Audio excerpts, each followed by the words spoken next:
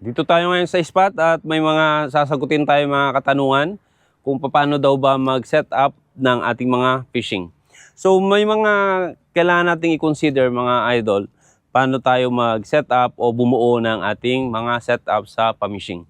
Una na kailangan nating consider ay yung spot. Kasi kung hindi natin alam yung spot natin, hindi natin alam kung anong setup yung ating buuin. Then, pangalawa, kung na-identify na natin yung ating spot, kung ang spot natin ay mga malilit lang naman yung mga isda na nandito or mga malalaki, at least doon na tayo mag-base. Pangalawa, na dapat natin i-consider sa ating pag-setup ay ang ating budget. So kung na-identify na natin yung ating spot at yung spot natin ay pang ultralight lang, so yung budget natin ay magbase tayo sa budget pang ultralight.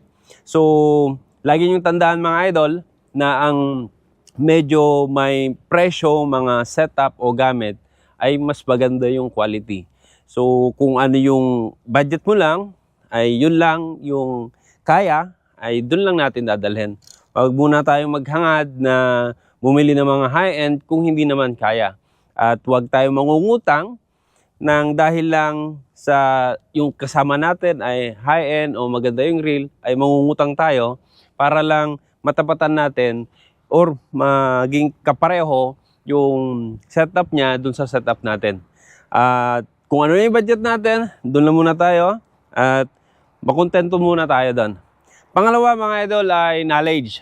Ngayon, kung mayroon ka ng setup, nakabuo ka na ng pang ultralight na setup, so kailangan mo na ng knowledge paano natin i-set up yung binili nating setup.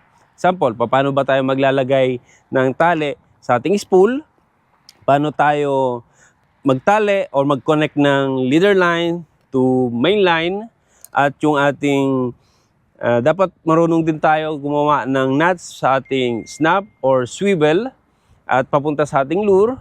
At dapat marunong din tayong tumingin sa timing. Mostly na may mga nahuhuli base sa experience ko at sa mga nababasa ko at nakikita ko, most of the time ay early in the morning at late in the afternoon.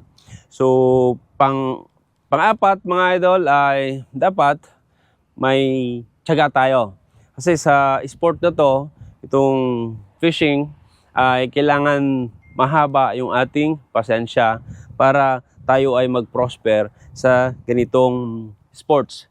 Mahirap naman bumili ka ng setup worth of 10,000, 20,000, tapos wala ka rin namang pagtitimpe o maiksil lang yung PC mo at hindi ka matyaga, sayang lang yung setup na binili mo. And then, number 5, ano pa ba yung dapat na idagdag natin? So sa mga master dyan at mga idol natin, kung may mga idagdag pa kayo or maidadagdag sa ating mga magiging kasama na angler in the future sa ating sports, dito sa ating nakahiligan na to, mag-comment naman kayo mga idol para madagdagan sila ng kahit konting idea man lang. At ito ay sinishare lang natin sa kanila yung kung ano yung naranasan natin at kung ano yung nakikita natin sa feed. So yun lang mga idol. Thank you so much and God bless sa ulitin at sa mga susunod nating pag-uusapan about setup.